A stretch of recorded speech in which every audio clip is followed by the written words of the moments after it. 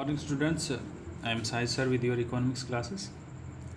So beta last time we have read total revenue, marginal revenue and average revenue.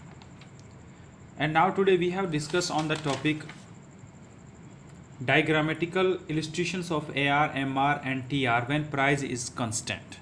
Price is constant मतलब होता है कि जब हमारी किसी वस्तु की कीमत स्थिर रहती है तो हमारा AR और MR कैसा होता है।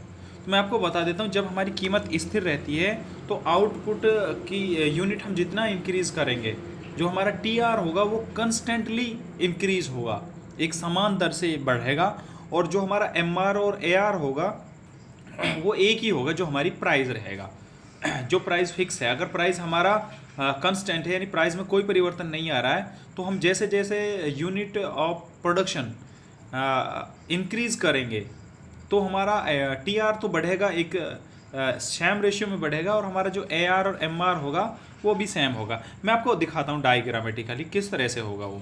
एक्चुअल में फॉर एग्जांपल हमारे किसी वस्तु की कीमत, हमारी प्राइस जो है वो 10 रुपीज़ है, डेट्स क्लियर। अब इस प्राइस पर हम क्वांटिटी जो है किसी वस्तु की वो 10 क्वांटिटी सेल कर रहे हैं, तो हम जब TR निकालते हैं तो मैंने आपको बताया था TR निकालने के लिए जो हमारा आउटपुट होता है, आउटपुट हमारा कितना 10, उसको मल्टीपल करते हैं हम प्राइस से, ठीक है। तो आउटपुट 10 है और उसकी 10 ही कीमत है एक यूनिट की, तो 100 यानी 100 रुपये हमारा TR निकल जाएगा, डेट्स क्लियर। अब वो कह रहा है यहाँ पर अगर प्राइस हमारा कांस्टेंट है तो हमारा अधिक यूनिट सेल करने से TR क्या होगा, MR और AR क्या होगा। अब मैं आपको एक चीज़ बता देता हूँ, परफेक्ट कंपटीशन के अंदर जो हमारा प्राइस होगा वो AR के बराबर होगा, जो प्राइस होगा वही AR हो, क्योंकि AR का मतलब होता है एवरेज रेवेन्यू यानी पर यूनिट आगम। तो अगर वो कह रहा है कि प्राइस हमारा कांस्टेंट है यानी 10 रुपीज़ है, तो हमारा TR किस तरह से बढ़ेगा। तो ओबियसली अगर हमारा हम 10 यूनिट सेल कर रहे थे 10 रुपये प्राइस पर, तो हमारा TR 100 हो रहा था। अब हमने 11 यूनिट सेल करी, प्राइस हमारा सेम 10 ही है तो 110 हो गया। फिर हमने एक यूनिट और बढ़ाई, प्राइस हमारा सेम है तो हमारा 120 हो गया TR। तो एक निश्चित दर से ही हमारा बढ़ रहा है। तो इस सिचुएशन में क्या होगा कि जो हमारा AR होगा और MR होगा यानी मार्जिनल रेवेन्यू, एवरेज रेवेन्यू और मार्जिनल रेवेन्यू, ये दोनों इक्वल रहेंगे यानी सेम रहेंगे। निकाल के देख लीजिए, मैंने आपको बताया था, आपको मैं एक बार और बता देता हूँ। यहाँ पर हमारा यहाँ पर Q यानी क्वांटिटी है, यह हमारा प्राइस है, यहाँ पे हम TR निकालेंगे, TR के बाद हम AR एवरेज रेवेन्यू, और उसके बाद हमारा MR, ये हमारा MR हो गया। अब मान लीजिए प्राइस तो हमारा फिक्स है, उन्होंने कहा कि प्राइस हमारा कांस्टेंट है यानी 10 रुपीज़ है, तो हमारा एक यूनिट पर हमारा प्राइस 10 था, तो TR कितना था 10। लेकिन हमने अभी ऊपर बताया था कि हम किसी वस्तु की 10 क्वांटिटी से स्टार्ट कर रहे हैं, तो हमारा 100 हो रहा था ये। अब हमने एक यूनिट और बढ़ा दी, प्राइस हमारा सेम 10 ही है, तो हमारा TR हो गया 110 यानी टोटल रेवेन्यू हमारा कितना हो रहा है 110। फिर हमने एक यूनिट और इंक्रीज़ करी, प्राइस हमारा सेम है तो 120 हो गया। फिर हमने अगर 13 करी तो प्राइस सेम है 130 हो गया। तो हमारा TR तो इंक्रीज़ हो रहा है लेकिन सेम रेशियो से हो रहा, क्योंकि इसमें जब हमारा प्राइस जो है कंस्टेंट होता है तो AR और MR सेम होते हैं। तो हम निकालेंगे AR निकालेंगे। AR हम कैसे निकालते हैं, मैंने आपको बताया था AR का फॉर्मूला होता है, AR निकालते हैं जब हम TR को क्वांटिटी से डिवाइड कर देंगे। तो क्वांटिटी ये है, TR ये है, जिसे भाग करेंगे तो 10, फिर 110 को 11 से करेंगे तो 10 हमारा एवरेज 10 ही आ रहा है। तो इसलिए हम कहते हैं कि जो हमारी P होता है वो इज इक्वल टू AR के बराबर होती है। अब हम अगर मार्जिनल रेवेन्यू निकालते हैं तो TR से मार्जिनल रेवेन्यू निकालते हैं, और मार्जिनल रेवेन्यू का फॉर्मूला मैंने आपको बताया था, MR is equal to TRN minus TRN minus 1, ये हमारा फॉर्मूला है। तो हमारा जो TR होता है वो लास्ट होता है, इसमें से TRN माइनस का मतलब होता है इससे पहले वाली संख्या में से इसको माइनस करेंगे हम। तो हमारा 100 है TR, तो यहाँ हमारा कुछ नहीं है क्योंकि इससे पहले 0। 110 है, 110 में से 100 जाएंगे तो कितने 10, 120 में से 110 जाएंगे तो 10, 130 में से 120 जाएंगे तो 10। तो प्राइस भी 10, P है था, प्राइस भी 10, AR भी 10 और MR भी 10, that is the situation of perfect competition market.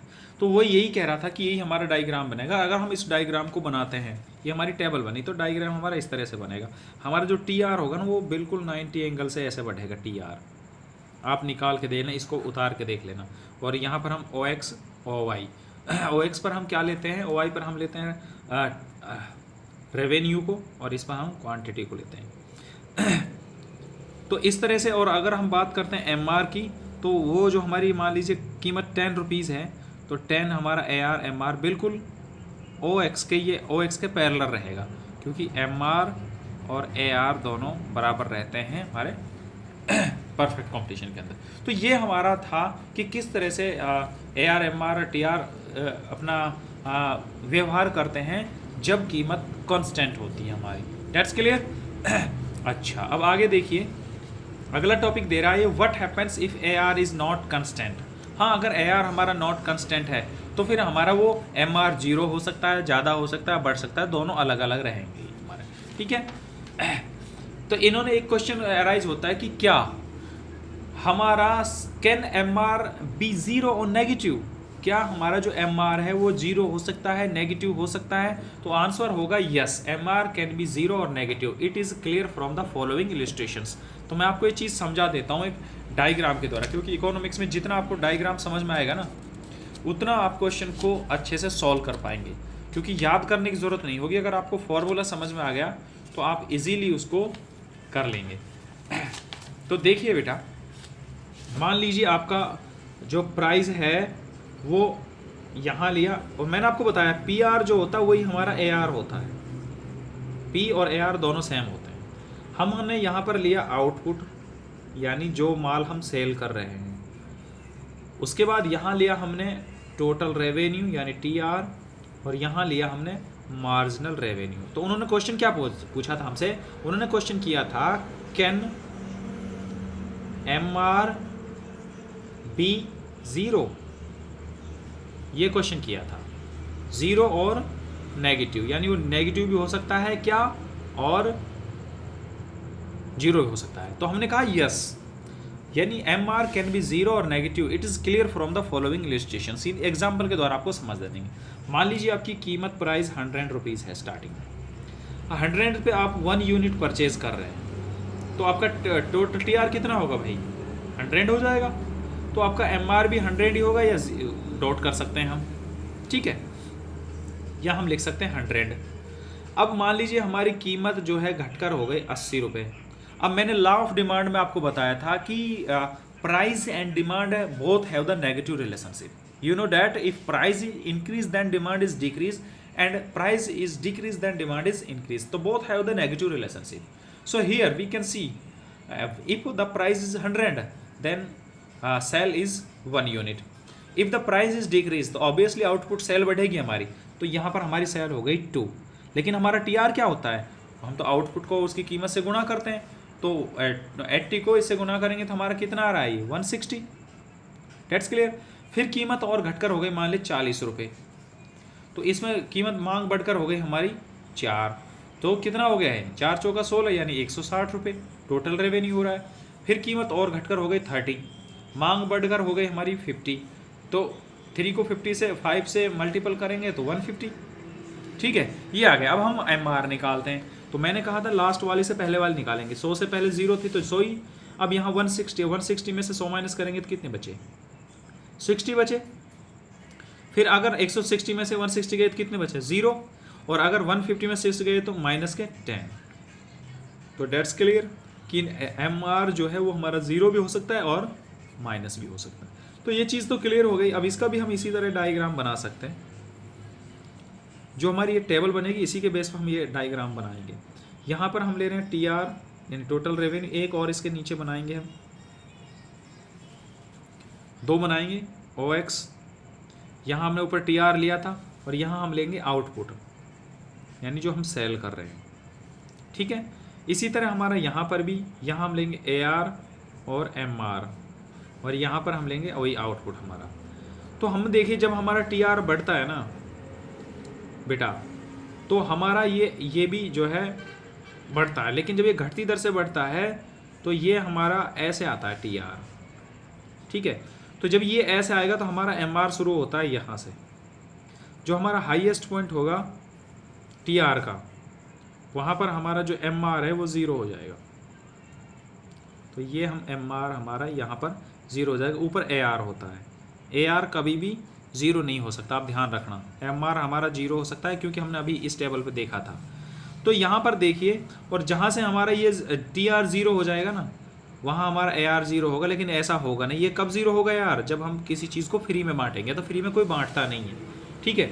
लेकिन हम बात करें एम आर हमारा जब ये टी आर ऊपर से नीचे की तरफ गिरना शुरू हो जाएगा तो हमारा एम आर जो है जीरो हो जाएगा, क्योंकि यहाँ टच कर रहा माइनस में चला जाएगा। ये वाली सिचुएशन आ जाएगी, ठीक है। तो हमारा कहने का मतलब ये है कि एम आर जो है वो ज़ीरो भी हो सकता है और नेगेटिव भी हो सकता है। That's clear. तो बेटा ये था हमारा एम आर था। अब हमारा अगला जो टॉपिक होगा वो होगा फर्म से रेवेन्यू करो इन डिफरेंट मार्केट, यानी डिफरेंट मार्केट में फर्म का जो रेवेन्यू होगा वो किस तरह से होगा। डिफरेंट मार्केट का मतलब है कि हमारे we have 3 types of market, perfect competition market and monopolistic competition. वैसे तो 5 होते हैं, लेकिन according to your syllabus we can just read about 3 types of market structures. तो बेटा वो मैं आपको नेक्स्ट वीडियो में पढ़ाऊंगा। इस वीडियो में आज के लिए इतना ही। Thank you for your kind attention.